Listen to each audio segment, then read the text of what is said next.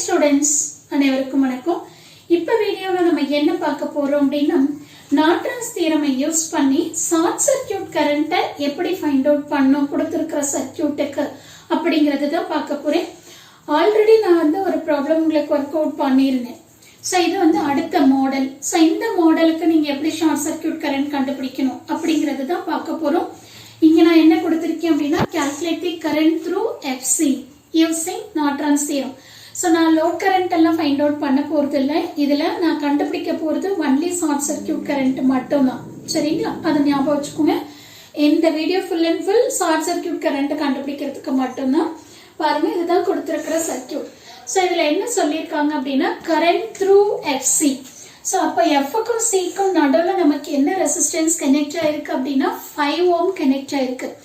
So previous ப்ராப்ளம்ல என்ன பண்ணியிருந்தாங்கன்னா ஓப்பனாகவே கொடுத்துருந்தாங்க. ஸோ அதனால நம்ம என்ன பண்ணிட்டோம், ஷார்ட் பண்ணிட்டோம். கரெக்டா? இப்போ எஃப்க்கும் சிக்கும் நடுவில் எனக்கு 5 ஓம் ரெசிஸ்டன்ஸ் இருக்கு. அப்போ அந்த 5 ஓம் ரெசிஸ்டன்ஸை நான் என்ன பண்ணணும் அப்படின்னா ஷார்ட் சர்க்யூட் பண்ணணும். தட் இஸ் இந்த மாதிரி ஒரு லைன் போடணும். அவ்வளவுதான். லைன் போட்டுட்டு இது வழியா என்ன கரண்ட் ஃப்ளோ ஆகுதோ அதுதான் ஷார்ட் சர்க்யூட் கரண்ட்.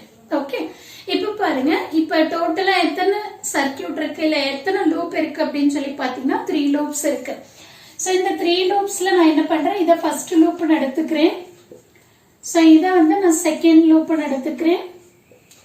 இத தேர்ட் லூப் எடுத்துக்கிறேன். ஓகேங்களா?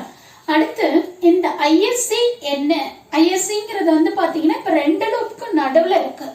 அப்ப ஐஎஸ்சிங்கிறது என்ன அப்படிங்கறத நம்ம கண்டுபிடிச்சுக்கணும். கரெக்டுங்களா? இப்ப இது லூப் 1ங்கிறதுனால சோ இங்க ஃப்ளோ ஆகுற கரண்ட் I1.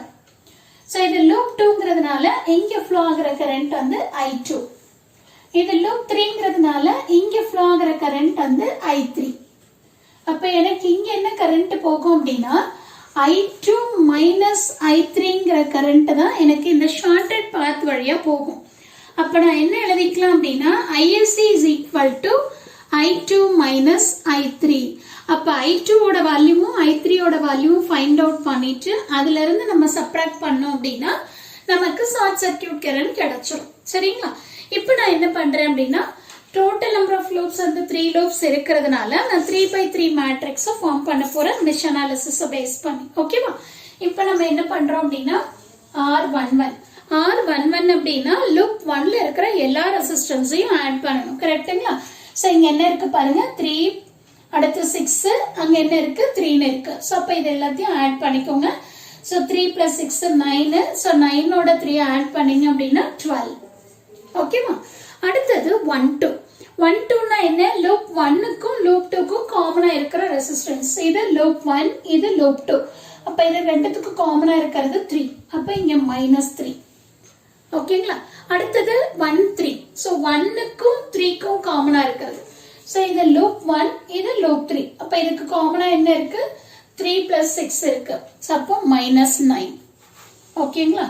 அடுத்து பாத்தீங்கன்னா 21. சோ 21 1 2 என்ன வேல்யூ அதேதான் -3. 22 அப்படின்னா லூப் 2ல இருக்கிற எல்லா ரெசிஸ்டன்ஸையும் ஆட் பண்ணணும். லூப் 2ல 3 plus 3 plus 4.5 இருக்கு. அப்ப 3 plus 3 6. 6 ஓட 4.5 ஆட் பண்ணோம் அப்படின்னா நமக்கு 10.5 வந்துரும். ஓகேவா? அடுத்து பாத்தீங்கன்னா 2 and 3. சோ 2க்கும் 3க்கும் நடுவுல நமக்கு என்ன ரெசிஸ்டன்ஸ் இருக்கு பாருங்க, எதுவுமே இல்ல. சோ இது 2, இது 3, இங்க ஷார்ட்டா இருக்கிறதுனால இங்க 0. ஓகே, அதே மாதிரி 3 1 3 என்ன வேல்யூ இருக்கோ அதுதான் 3 1. இங்க 2 3 என்ன வேல்யூ இருக்கோ அதுதான் 3 2. அடுத்து 3 3 என்னன்னு பாருங்க. So 3 3 6 plus 3 9. 9 ஓட நம்ம 4.5 ஆட் பண்ணோம் அப்படின்னா 13.5 வந்துரும். சரிங்களா? சோ இங்க unknown என்னது, I1, I2, I3. Okay, so this is equal to voltage. So loop 1ல நமக்கு என்ன வோல்டேஜ் இருக்கு, 24 இருக்கு. loop 2ல வோல்டேஜ் இல்ல, loop 3லயும் நமக்கு வோல்டேஜ் இல்ல. கரெக்ட்டுங்களா?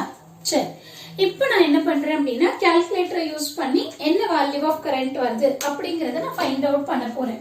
ஓகே, சோ இப்போ கால்குலேட்டர்ல நீங்க ஈக்குவேஷன் மோடுக்கு போயிருங்க. சோ ஈக்குவேஷன் மோட் போயிட்டு 1 பிரஸ் பண்ணீங்கன்னா இது கேட்கும் எத்தனை அன்னோன்ஸ் இருக்கு அப்படின்னு. இங்க நமக்கு 3 அன்னோன்ஸ். சோ 3 போட்டுட்டு அடுத்து உங்களோட வேல்யூவை 1 by 1 என்டர் பண்ணிட்டே வாங்க. ஸோ அங்கே என்ன பொலாரிட்டி இருக்கோ அந்த பொலாரிட்டி அப்படியே என்டர் பண்ணிட்டே வாங்க.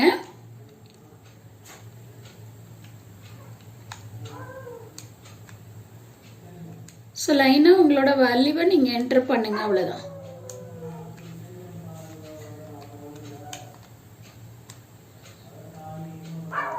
இப்போ பாருங்க உங்களுக்கு I1ஓட வேல்யூ எவ்வளோ வருது, 4.66க்குன்னு வருது.